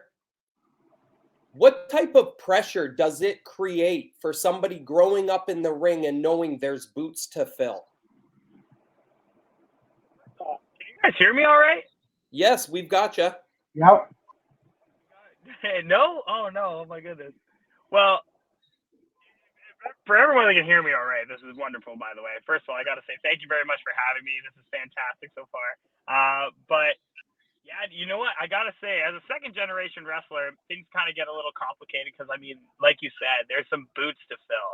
And the man that I actually have to fill is Chris Thorne. And that guy has a crazy reputation from way back in the day, from touring with Ernie Todd for CWF on the Winter Death Tours to getting the chance to wrestle for NWA and going for the tag team gold there, to now owning CWF, running the wrestling tours here, and now running his CWF studios. It's a lot of pressure, I would say, and I mean, it always kind of keeps me on my toes. Absolutely, that's a lot of pressure to put you on the toes, but you have more pressure. That pressure comes from the fans' eyes. We see you as the man of Niagara, as the last man to step out from St. Catharines, Niagara region, being Sean Spears. We have a lot of guys coming out of Toronto, Windsor areas, but you are the headliner of Niagara. What type of pressure do you have being that voice? I actually didn't even look at myself like that. So the fact that you guys say that, it's an absolute honor. So thank you guys. I appreciate that. Now I feel the pressure. This is the pressure that you put on me.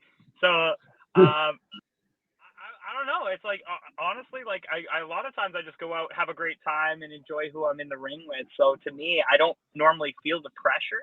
It's I think at the end of the day, the thing I just want to do, I just do what I love, and this is something I know that I'm good at. So I just continue to kind of keep the faith in myself and keep myself rolling, and then try to just be the best me that I can be. And if that means helping and making everybody else impressed with coming to watch me, or wanting to come to me and looking at me in the light that you guys, my God, that's the honor to do that, guys. Thank you guys for that. Hopefully the pressure will stay on. I can kind of keep being that guy and keep the ball rolling. Maybe I will be the next Sean Spears one day. Well, as we've been watching you for years, I mean, the first time I saw you, you were in a dance troupe on the ring, and to see how you've developed and to see what type of superstar for Canada you've become, especially in this last 12 months. We'll get back to that, but right now we're going to step over for Breezy's Barrage. Hey, Jesse, first of all, man, thanks for taking the time to do this, brother. You know you've been one of our favorites for quite some time, so now I just want to get to know a bit more about you so you can become more of other people's favorites, because you've been killing it. So this Breezy Barrage, we're going to have some fun with it. It's just a rapid fire. I want you to just give me a quick one-word answer or a sentence, first thing that pops into mind that you think of. You ready to play? Let's play. We'll see what happens. Hell yeah, brother. All right. So the earliest memory of wrestling for you? Wrestling on the CWF wrestling tours for the first time in a dress shirt. Okay, that's good. That's good. Now, favorite wrestler growing up?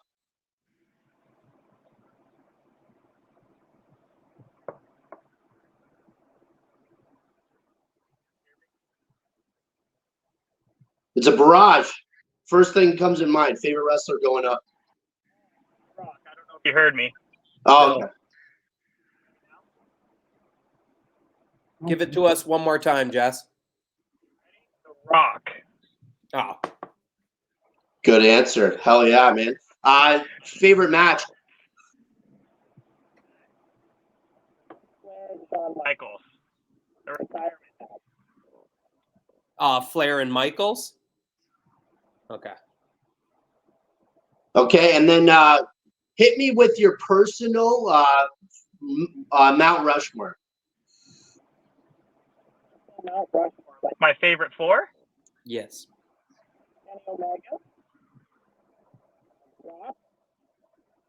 The Rock.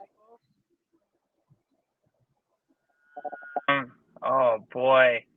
So yeah, Kenny Omega, The Rock.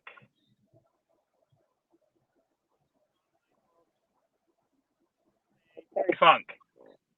All right, so we got The Rock, we got Kenny Omega, and we got Terry Funk. The third one went silent. What was that guy? Shawn Michaels. Oh. Okay, that's good. And then just couple of guys that you've been around in the business, that you've even been in the ring with. Just one word or phrase that comes into mind when you think of them. Let's start with the walking weapon, Josh Alexander. Intense. Very good. Okay. Cody Deaner. Performer.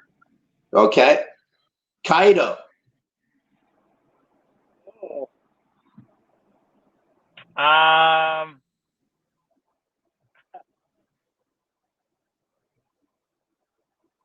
Give it to us one more time. Yeah, I didn't get that. I think it cut out, brother. Like a pleasure to be in the ring with. Pleasure. Awesome. The rock star, Heath. Heath Slater. Fun. Okay. And then my last one, you're going to be getting quite acquainted with him coming up. Punch, kick, chop, Tarek. Oh, Tarek. He's see, there's so many words for him. Wrestling aggressive. Okay, that's good. Well, as a current CWF champion and future Neo heavyweight champion, whatever other belts you want, I just want to thank you again for taking the time. This has been the Breezy Barrage. Back to you, Dust. Thanks again, Jesse. All right. So personally looking at your last 12 months, it's been a monster year. We're not talking January to December. We're talking about 12 months leading from today back. We look at matches against people like a three-way at the Meridian Center for Wrestlution for the CWF champion, where you took the W against Walking Weapon, as he said, and Cody Deaner. That match, unbelievable. You go to Heath Slater just recently. You got Wolf, a.k.a. Axel Tischer. Many guys that have absolute names in the business, and you're walking in. We see this last 12 months as a big deal. The next 12 months is what I'm asking about. What are the goals for 24? To get signed. I'd love to get signed. Getting signed, and we see that happening soon. See, I appreciate it. You guys are wonderful, eh? But that would be definitely the biggest goal, I believe. Trying to get noticed more, too, I think would be fantastic as well. Because not even just with the wrestling lately, I've been getting the opportunity to do a lot of more TV stuff. So I think that's been opening the door a lot more for the acting side of me, or like the character development. So it's been easier to do more in the ring by getting these chances of like doing things in front of like TV stuff, like TV show pilots, or like getting in front of anything with the news, or anything where it's like I got a camera on me all the time. It's just getting that, I guess, more comfortable, right? Being able to play and develop myself as a person and a character. So getting more opportunities like that would be a goal as well. Absolutely. That makes sense. And since you're talking about pop culture, our pop culture king, Drummond, talk to him. So yeah, again, as everyone else has said, it's a pleasure to have you on the show, our first episode of Indie Spotlight. So the pop culture guy, and as wrestling's greatest pop star, I might have a question. You know, the old island, the desert island. So if you're stranded on a desert island, what would be one movie, one book, and one album that you would take with you? Movie, Happy Gilmore. Oh, Yeah. Book. Give me the book one more time. Hatchet? Gary Paulson. Yeah, see, you think I don't know things. Yeah. I'm impressed. I read that one in school back in the day, and that one teaches you how to survive. Yeah. For me, I'd want to go back, read that book, and then get ideas since I'm stuck on an island, right? It's a damn good answer if you ask. Oh, yeah. And then an album, eh? Yes. This is the only album I can ever listen to. Do I have a record player or something to play this on? Because I really feel like it's... That will come with. Okay, I was gonna say, am I just holding this for the hell of it, or album? This one's hard. I'm a music guy, so this is like I love all kinds of things, but I think just because I know that I probably wouldn't get sick of the songs, I'm going with "Alone at Prom" by Tory Lanez. Nice. Wow. Okay, yeah. I Don't know if I know was that one, expecting but that. I could have went like back in like old school stuff. So I could have ran with like a Michael Jackson album, or I literally could have ran with a Bieber album like Justin, or one of my favorite artists is Gavin DeGraw. So I feel like I would have ran with maybe something like that, like Finest Hour album with all of his best hits. But I was like, no, I feel like album I've listened to a year straight, song after song after song, and still I'm not sick of it. So I think that would be the one. Gavin DeGraw, shout out One Tree Hill. All right, perfect. Thank you, and back to Dusty. So one question that I really have to wonder. We got to witness you and Neo take on Heath Slater in one of the most entertaining matches on the card and probably in a while that we've seen. There were so many spots in there that were fun, entertaining. We're talking dance spots, sing-alongs, everything really gave a different element to what you do in the ring. But then we go back, I would say 3, 4, maybe it was 5 months ago when you took on Wolf, Axel Tischel, in an absolute war where you guys beat each other senseless. Same thing with Josh and Cody, where you guys took it all over the Meridian Center, and they were polar opposite styles of matches. The entertainment, sports entertainer or wrestler, where does Jessie Bieber fall? Honestly, in the middle, right down the line, because I really enjoy every aspect of the wrestling world. Of anything that there could possibly be that you can do in the ring, I want to be the guy to do it. So whether it's going war for war, blow for blow, chop for chop, kick to kick, punch to punch, whatever it ends up being, move for move, or right down to playing musical chairs and then singing a song here and there with whoever it is, it doesn't matter. If I can bring both elements of every aspect of wrestling, I want it all in my match, because at the end of the day, my goal is for everybody to walk out of there going, what the hell did we just watch?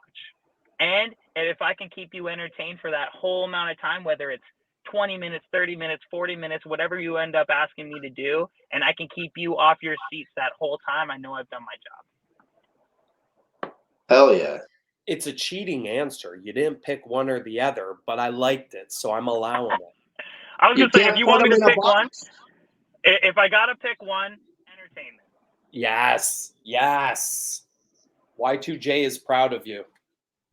Yes, that's all I want. We had the next spot being the drum and playlist, where he was going to ask you about your playlist, but I mean, you just listed it. Yeah. So I that got was some more for me. Hang on. I mean, it's definitely not the playlist that played in the studio. We all know who that belongs to. Big Papa, Big Papa. So as Breezy mentioned, you're going to be getting in the ring with one of our favorites, Punch Kick Chop, Tarek, somebody else who we feel will be on this show eventually, because there's 3 guys we think about that are there and ready to go, say Impact, say dark matches. It's time to get exposure, and we put you, Tarek, and we put Decker, Channing Decker, on that list. Now, as you do approach this, you have back-to-back matches with him on 2 different cards, 2 different cities. How are you preparing for this type of match? Like you called him, I believe the word you used was intense? Aggressive more for him. Aggressive. How do you prepare for the aggression of Tarek? More just making sure that I'm mentally prepared. So I guess Just training. Honestly, I just got to make sure that I'm training my butt off, making sure that I'm getting in the ring as much as possible, and then keep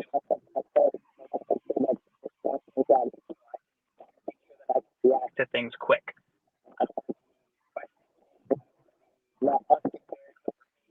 If I can think on the fly. Okay, we lost a little bit of it, but I think we get it. You need to be on reactions, watch him because he's always doing that 2 steps ahead. I know that it's going to be something. Those shows are with MWO in Welland and Germania Club for PWO Pro Wrestling Ontario in Hamilton. Those are coming up October. Check them out on Facebook. Get there, see these matches. They're going to be good. I know I'm looking at one or the other, and I still haven't decided, but you can expect the boys to at least show up to support. Is there any matches that you're really looking forward to in the next month or two that you would like to push? One match that I am excited for, and let me know if you can't hear me or anything. I'll try to elaborate a little more. But October 22nd at CWF, I will have Liam Carr. Wow. Yeah, we've had multiple bangers when we went on the road together. Being able to get in the ring with him, he's one of the guys that I've had probably the most chemistry with in a long time. So, pleasure to be in the ring with him. So I'm really looking forward to being able to get back in there because it's been 5 years since the last time we wrestled. And that will be at C Park in St. Catharines at the CWF Studios. Make sure you check it out on Facebook or all the socials and get there and be there. We definitely are happy to have you here as our first Indie Spotlight. Couldn't be anyone better. Thank you, Jessie. We appreciate your time. That's what we're talking about.